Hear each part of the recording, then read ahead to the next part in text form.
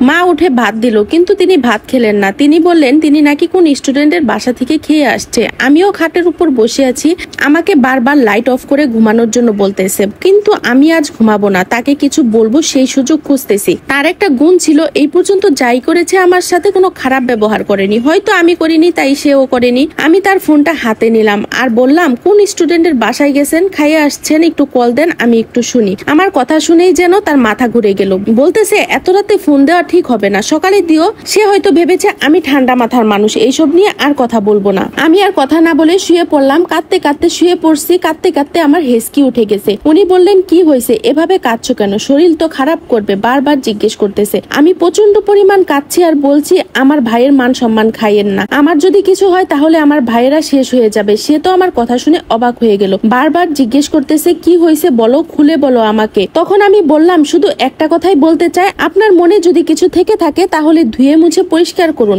আল্লাহ এটা সহ করবে না। এতিমের উপর অত্যাচার আল্লাহ মেনে নিবে না। আপনার পায়ে পড়ি, আপনি আমার পরিবারের শান্তি কেড়ে নিয়েন না। আর কি বলবো, কিভাবে বলবো কিছুই বুঝে উঠতে পারিনি। পরের দিন সকালে শাশুড়ি সহ ভাসুরের ছেলে মেয়েরা আমাকে দেখতে আসলো, অনেক কিছু নিয়ে আসলো। তারা সবাই আমাকে খুব ভালোবাসে। আমার স্বামী আমার সাথে অনেক ভালো আচরণ করতেছে। বিকালে সবাই বসে আছি, এর মাঝে ভাবি বরাবর ওর ফোনে ফোন দিয়ে যাচ্ছে। আমি হাত থেকে ফোনটা নিয়ে রিসিভ করে রেখে দিলাম। ভাবি ভাইয়া ভাইয়া করেই যাচ্ছে। অনেকক্ষণ পরে আমি হ্যালো বললাম, উনি কেটে দিল।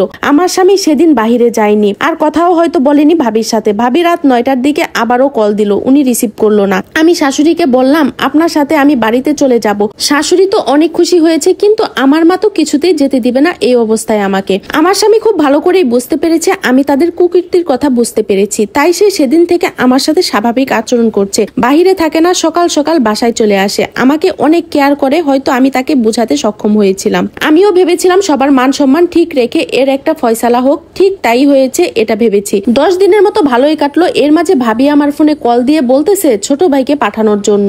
আমিও তখন বললাম, একা যখন যেতে পারছেন একাই চলে আসেন, আবার ওকে কেন পাঠাতে হবে। ও মা, সকাল হতে না হতেই দেখি উনি হাজির। রাগি রাগি মুডে আমার স্বামীর দিকে তাকাচ্ছে। বুঝতে পারলাম এতদিন হয়তো তার সাথে কথা হয়নি, তাই রাগ দেখাচ্ছে। আমার স্বামী ভাবিকে পাত্তা দিচ্ছে না, এবার এখন আর চোখাচোখি করছে না। স্কুল থেকে এসে আমার রুমে ঢুকছে আর বের হচ্ছে না। এদিকে ভাবি তো জ্বলে পুড়ে একাকার। একদিন বিকেলে আমরা শুয়ে আছি, ভাবিও আসলো। এসে বলতেছে, সাথী কিচ্ছু ভাল লাগতেছে না, হয়তো বেশি দিন বাঁচবো না। আমি শুনে হেসে দিলাম, বললাম আপনার শরীরে কিছু হয়নি, আপনার মনের রোগ হয়েছে, ভাইয়াকে আসতে বলেন। ও মা, উনি বলে তোমার ভাইয়া কি সব অসুখ সারাতে পারবে? আমি যেন কিছু বুঝেও না বুঝে আছি। আমার স্বামী ওনার কোনো কথা শুনছে না, তিনি ওনার মতো করে ফোন টিপছে। এভাবে বেশ কিছুদিন ভালোই চলতে লাগলো। আমি প্রতি মাসে ডাক্তারের চেকআপে যেতাম। আমার ছোট ভাই আমাকে সাথে করে নিয়ে যেত। আর শহরের হসপিটালের কাছে আমার ননদের বাড়ি, তো সেখানে আমার ননদ আমাকে সাথে নিয়ে যেত, ডাক্তার দেখাতো। আমাদের বাড়ি একদম গ্রামে, শহরে যেতে প্রায় 3 ঘন্টার মতো লাগতো। সেদিন ডাক্তার দেখাতে দেখাতে অনেক বেশি দেরি হয়ে যায়, রাত প্রায় 9টা বাজে। তাই ননদ আমায় বললো, ভাবি আজকে রাতটা আমাদের বাসাতেই থেকে যাও, কাল নহে বাড়িতে যাবে, আর এত রাতে তুমি গাড়িও পাবে না। কিন্তু আমার মনটা কিছুতেই সায় দিচ্ছিল না। বাড়িতে যাওয়ার জন্য মনটা অনেক ছটফট করছিল, কিন্তু কোনো উপায় তো নাই। তাই সেদিন রাতটা থেকেই গেলাম। সারা রাত এক ফোঁটাও ঘুম হলো না। ভোর রাতে বড় ভাইয়া কল দিছে। ফোনের রিং শুনে কেমন যেন কলিজার পানি শুকিয়ে গেল। কেন জানি মনে হচ্ছে বিপদের সংকেত। ভাইয়া খুব নরম নরম কথা বলতেছে, বলল তুই সকাল সকাল বাসায় যা, আমিও আজ বাড়িতে যেতে পারি। আমি বারবার বললাম, ভাইয়া বাড়িতে কোনো সমস্যা হয়েছে নাকি? ভাইয়া আমাকে আর কিছু বললো না। আমি অসুস্থ হয়তোবা, এর জন্য আমাকে কোনো কিছুতে ধরা দেয়নি।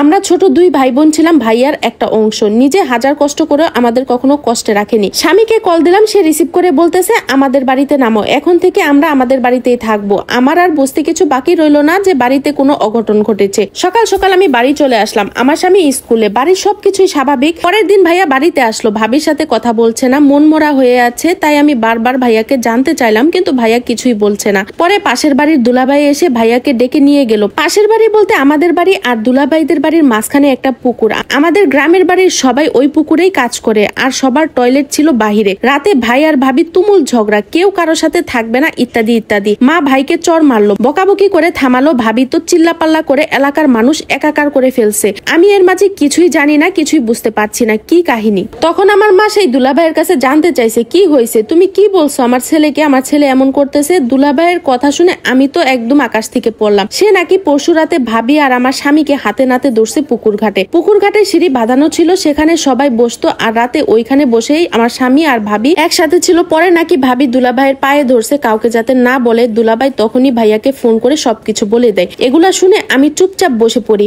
সবাই আমাকে দেখছে, আমাকে নিয়ে ভয় পাচ্ছে আমার যদি কিছু হয়। কিন্তু এই কুকর্ম তো আমি আগে থেকেই জানি। গ্রামের সবাই আমাকে খুব ভালোবাসতো, নরম ছিলাম তো আর খুব মিশুক ছিলাম। দুলাভাইয়ের বউ ওই আপুর বেবি হওয়ার আগে আমি ওনার সব কাজ করে দিতাম, সেই থেকে ওনারা আমাকে অনেক বেশি ভালোবাসতো, ছোট বোনের মতো দেখতো। দুলাভাই আরো বলে সেদিন নাকি শহরের একটা আবাসিক হোটেলেও আমার স্বামী আর আমার ভাবিকে একসাথে দেখতে পেয়েছিল। সবাই সবকিছু জানার পর সিদ্ধান্ত হলো ভাবির পরিবার আর আমার শ্বশুর বাড়ির পরিবার সবাই এক জায়গায় বসবে। সবাইকে ডাকা হলো, সবাই বসলো। তাতে সিদ্ধান্ত হলো আমি যতদিন বাপের বাড়ি থাকবো ততদিন ভাবিও তার বাপের বাড়িতে থাকবে। ভাবিকে তার মা বাবা নিয়ে গেল এবং আমার ভাইয়ের কাছে ক্ষমা চাইলো। আর একটা কথা, ভাইয়া বারবার সবার সামনে বলতেছিল সে নাকি ভাবিকে ডিভোর্স দিবে, যতটা কাবিন ছিল তাই দিয়ে। কিন্তু তার বাবা মা হাতে পায়ে ধরে আরেকটা সুযোগ চাচ্ছিল।